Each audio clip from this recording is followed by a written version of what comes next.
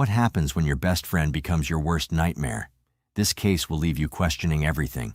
In 2006, Tiffany Hall rushed into a hospital carrying a lifeless newborn, claiming a tragic premature birth. But when doctors wanted to examine her, she refused, raising suspicions. At the same time, the community was gripped by fear as a pregnant woman named Jamela Tunstall and her 3 young children went missing.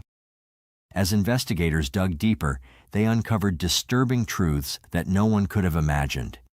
By the end of this video, you'll be left wondering, what truly drives someone to commit such unthinkable acts? For starters, Tiffany wasn't exactly a newcomer in Jamela Tunstall's life. They had known each other since they were little, calling each other sisters even though they weren't related by blood. Additionally, both girls grew up in the same neighborhood in East St. Louis, Illinois, and had a lot in common. Most people who knew them described them as quiet and a bit introverted, often hanging out together and finding comfort in each other's company amidst the ups and downs of their challenging lives. And boy, did they have challenging lives. Jamela faced a really tough childhood, moving from one foster home to another while trying her best to stay in school. It wasn't easy for her at all, but through the difficulties, she found a sense of belonging with Tiffany. They became close friends, and Tiffany understood Jamela in a way that others didn't. Meanwhile, Tiffany had her own battles to fight. By the time she turned 14, she was already making headlines for all the wrong reasons. She had gotten into trouble with the law and earned the label of a juvenile delinquent for kicking her mother.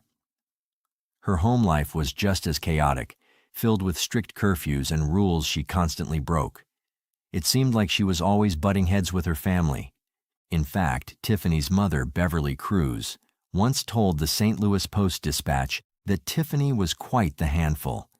She even recounted a wild story about how Tiffany had set their kitchen on fire when she was a teenager. Yet despite everything, both Tiffany and Jamela stuck together, creating a friendship that felt unbreakable. And just like how they found solace in each other, they also shared the experience of becoming mothers.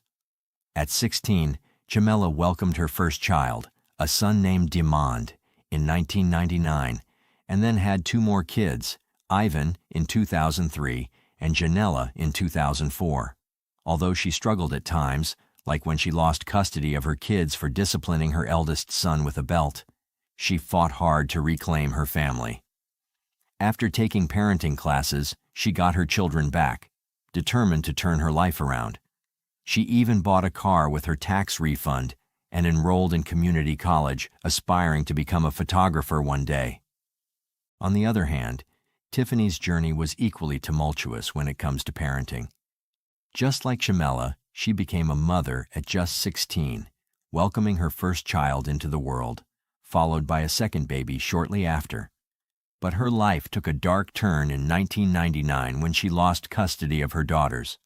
Authorities discovered alarming evidence of severe abuse against her 2-month-old baby, painting a heartbreaking picture of neglect. Witnesses recalled seeing the infant in Tiffany's arms, limp like a rag doll, which raised immediate concerns. The injuries sustained that day would leave lasting consequences, and by the time the little girl turned 7, she still relied on diapers and struggled to communicate, often speaking in sounds that were difficult to understand. But in 2002, both of Tiffany's daughters were returned to her care. This happened after the state attorney decided not to pursue charges of abuse against her. The Department of Children and Family Services concluded that Tiffany was no longer a threat, which meant she could finally reclaim her role as a mother. It was a big relief for her, a chance to start fresh with her kids. However, life had other plans for Tiffany. That same year, she found herself in legal trouble once again. At just 23, she was charged with possession of a stolen credit card. Meanwhile, Jamela was living a completely different life at this point. While Tiffany's world was filled with drama and chaos, Jamela had found a quieter routine that worked for her and her family. She often kept to herself, focusing on protecting her children from the tough realities of their housing project. Life wasn't easy, but Jamela was determined to create a safe space for her kids. She was a cautious mom, rarely letting her children play outside unsupervised. Whenever they did venture out, you could find Jamela sitting on a milk crate just by her door, her watchful eyes following their every move. Her kids found joy in a little green tractor, a simple toy that they shared with the neighborhood kids. It was a small but significant source of happiness in their tough surroundings. Additionally, Jamela would walk her children to the school bus stop every morning, ensuring they started their day safely. By 2006, Jamela was 7 months pregnant, eagerly awaiting the arrival of a baby girl. She dreamed of a brighter future for herself and her growing family, filled with hope and possibilities. While Jamela was focused on her family's well-being and looking forward to new beginnings, Tiffany was still grappling with her own struggles. Life seemed to throw challenge after challenge at her, but despite everything, their friendship remained strong. In fact, Tiffany often took the time to babysit Jamela's kids, even though she had her own parenting troubles to manage. It all seemed okay for them. But everything changed on the evening of September 16, 2006. Tiffany made a startling call to the police, claiming she had just given birth to a stillborn child at Frank Holton Park. When she arrived at the hospital, the situation took a bizarre turn. Tiffany refused to let doctors examine her, raising immediate concerns about her story. Investigators began to question her, and as they pressed for details, her accounts became increasingly confusing. She alternated between saying she had been sexually assaulted and insisting that wasn't the case at all. No one knew Tiffany was pregnant, except for her Navy boyfriend. An autopsy was performed on the baby girl, but it revealed no signs of trauma and failed to determine a clear cause of death. After that unsettling night, Tiffany left the hospital, and the lifeless infant was taken to the morgue. What's even more bizarre is that Tiffany went ahead and organized a funeral for the baby she named Tiffany Horn. Just days after her dramatic claims, on September 21st, she held the service, but the event was anything but ordinary. The funeral director couldn't help but notice Tiffany's strange behavior. Just minutes before the ceremony was set to begin, she unexpectedly asked if they could move the funeral to another day, so that more family members could attend. This raised eyebrows, especially since only 2 family members showed up, which seemed odd given the circumstances. To make things weirder, Tiffany showed up 2 hours late. That's not something you expect at a funeral, where people usually arrive on time to pay their respects. Among the few who did come was her boyfriend, Keith Horn. He had come back from the Navy just for this service because he believed the baby being buried was his daughter. Meanwhile, everyone was starting to get really worried about Jamela. No one seemed to know where she was, and her friends and family were feeling more anxious by the minute.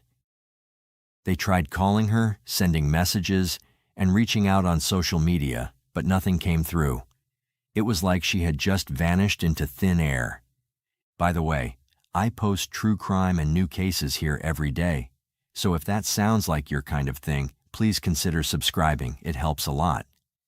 It wasn't until after the funeral, when Tiffany had a conversation with Keith, that would change everything.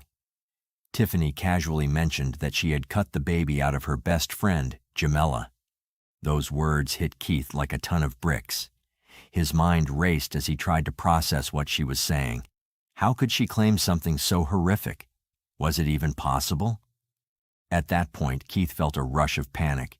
He knew he couldn't just sit around doing nothing. He had to protect Jamela and figure out the truth behind Tiffany's shocking confession. Without wasting any time, he grabbed his phone and dialed the police. The police wasted no time in finding Jamela's body, which had been missing for 6 long days. When they discovered her in high weeds near Tiffany's home, it sent shockwaves through the community. To make the situation even more chilling, they found a pair of scissors lying near her remains. This led to Tiffany's arrest that same night. While in custody, she began to share the horrifying details of what had happened almost a week ago, the day she delivered her baby girl. Earlier that day, Jamela, who was 7 months pregnant, had been casually hanging out with Tiffany at her mother's home in Belleville. But things took a dark turn when Tiffany struck Jamela over the head with a table leg, hitting her repeatedly until Jamela became unconscious. Once Jamela was down, Tiffany took the situation to an unimaginable level.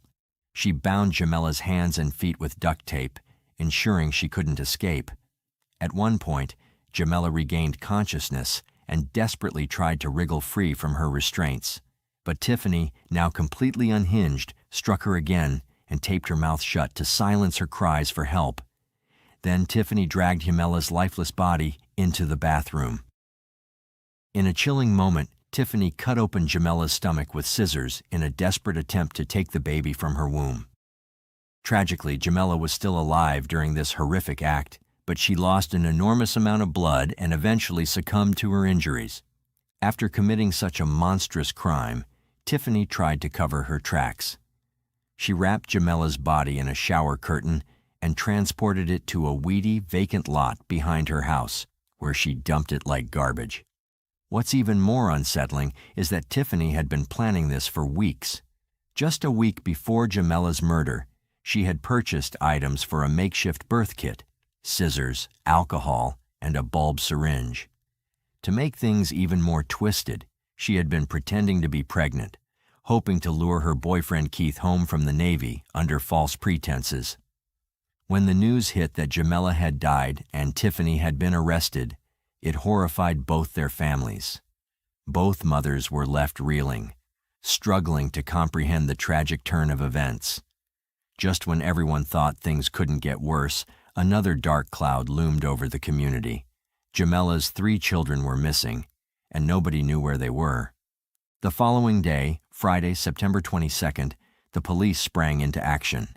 They headed straight to Jamela's apartment, hoping to find photos of the missing kids to share with the media, hoping someone would recognize them and help bring them back. Jamela's partner, Ivan Collins, had already been questioned, and the police needed more information from him. While the police were piecing together the timeline, they learned that Tiffany's daughters were safe, but Jamela's kids were still unaccounted for. The officers reached out to Ivan again, hoping he could shed light on the situation. He mentioned that he'd last seen the children 3 days earlier, on the 18th, but when he was asked about their whereabouts since then, he said they had been with him before leaving with Tiffany that same night. This raised even more eyebrows. As the investigation continued, Tiffany was still in custody, and it wasn't long before she spilled the beans about where the kids were. This confession led the police back to Jamela's apartment the next morning, but what they found was nothing short of horrifying. As they stepped inside, a dreadful smell hit them, a sickening stench that made it clear something was terribly wrong. It was then that they discovered the heartbreaking truth: the naked and decomposing bodies of Jamela's 3 children. 2 were crammed inside the washing machine, and the 3rd was found in the dryer. They had been left there for 5 long days, and the police had unknowingly walked right past that horrifying scene just the day before. It was a chilling realization that no one could have prepared for, deepening the tragedy of the whole situation. Tiffany's confession to the children's murders. Now let's take a closer look at Tiffany's side of the story. On September 18th, just 3 days before the funeral, and shortly after she had committed the unthinkable act against Jamela and her unborn baby, Tiffany had more plans in store. Tiffany spun a big lie to Ivan, claiming that Jamela wanted her kids and her car. This sneaky story let Tiffany pick up 7-year-old Demond, 2-year-old Ivan, and 10-month-old Janella. Once she had them, Tiffany casually told the kids it was time for a bath. But instead of a fun splash, one by one, she drowned them in the same bathtub where she had killed their mother. Some reports even say that she drugged the kids with cough syrup before putting them in the tub, making it even easier for her to carry out her horrific plan. After the terrible act, Tiffany stuffed their tiny bodies into the washer and dryer of Jamela's apartment in the John DeShields housing complex. By this point, she had not only taken her best friend's life and that of Jamela's unborn baby, but also confessed to the murders of her 3 children. All the kids were naked, except for a pair of underpants on one of the children. Surprisingly, Tiffany never gave any reason for why she killed Jamela's kids, leaving everyone puzzled. Why would someone take the life of their best friend? What could drive a woman to harm 3 innocent kids? Did Tiffany really have a miscarriage, or was she ever even pregnant? Did she struggle with mental health issues? The questions seemed never-ending. Jamela's funeral took place on September 29, 2006, and it was a massive gathering with over 700 people showing up to pay their respects. Friends and family shared stories about Jamela's bright, childlike smile, the way her face lit up when she talked about her kids, and how she often got bored easily. People remembered her children's unique personalities too, bringing warmth to an otherwise tragic day.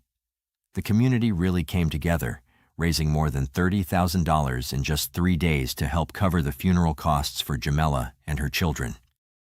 Initially, Tiffany was only charged with the murder of Jamela and her unborn daughter, but as the investigation unfolded, 3 more murder charges were added for the children. At first, Tiffany pleaded not guilty, leading to a psychiatric evaluation. She started with a public defender, but when the state announced it would pursue the death penalty, she was given a new lawyer experienced in such serious cases. James Gomrick, one of Tiffany Hall's lawyers, mentioned that while Tiffany was deemed mentally fit to stand trial, she also had some serious mental health issues going on and scored in the mid-70s on the IQ scale. But what sets Tiffany apart from other women who have committed similar crimes is that she already had kids of her own. Her daughters were just 7 and 8 years old at the time of the murders. On June 10, 2008, Tiffany was sentenced to life in prison without the possibility of parole for the horrific crime of murdering 5 people, including Jamela and her children. However, in September 2008, Tiffany tried to backtrack on her guilty plea, claiming her lawyer didn't do a good job defending her. Fortunately, the court shot down her request. In 2012, she filed another petition asking for a new lawyer, arguing that her trial attorneys weren't up to par. That one didn't get anywhere either, but Tiffany didn't give up. She felt strongly that her lawyers didn't properly investigate her mental health or whether she was fit to stand trial. In her petition, Tiffany claimed that Gomrish didn't even get the paperwork for her psychiatric evaluation until 2 days after she had already entered her guilty plea. The report from a second psychiatrist, who was supposed to figure out if she was sane at the time of the crime, was stamped as received on June 11, 2008, while Tiffany had made her plea on June 9th. A different report from an earlier evaluation said she was fit to stand trial but didn't assess her sanity when the crime happened. That second report revealed that Tiffany had a long history of mental health issues that started in her childhood and included multiple hospitalizations. To back up her appeal, records from evaluations done after her plea showed diagnoses of several serious conditions: psychotic disorder, post-traumatic stress disorder, schizophrenia, mood disorder, bipolar disorder, and mild mental retardation. Because of all this, the court decided to reverse Tiffany's denial of post-conviction relief, which meant she could keep fighting her case. Tiffany's petition went through several revisions, with new attorneys working on it throughout 2015 and 16. They were granted a bunch of extensions to get it right. She even asked for a new attorney again, but that request was denied too. Eventually, the court dismissed her petition because it didn't meet the necessary requirements. But Tiffany wasn't done yet. She appealed this decision, claiming her lawyer didn't do enough to amend the petition properly. In 2020, Tiffany finally got a break and won her appeal, giving her another shot at filing a petition for relief. It looks like Tiffany's case might be stuck in the appeals process for quite a while, but at least Jamela's family can find some comfort in knowing she's behind bars. Now, at 42 years old, Tiffany is being held at Logan Correctional Center in Lincoln, Illinois. One source noted that Jamela's stillborn baby girl was exhumed and reburied alongside Jamela and her 3 other children in Millstadt, Illinois. With all that said, Tiffany's case stands as one of the most disturbing crimes ever committed by a woman. It's a chilling reminder that no matter how well we think we know someone, we can never truly understand what they're capable of. Now we ask you again, is life in prison enough for what she did? Let us know in the comments below. If you like the way we create these videos and you want to help bring more cases like this to light, hit that like button and subscribe for more deep dives. Thank you once again for watching,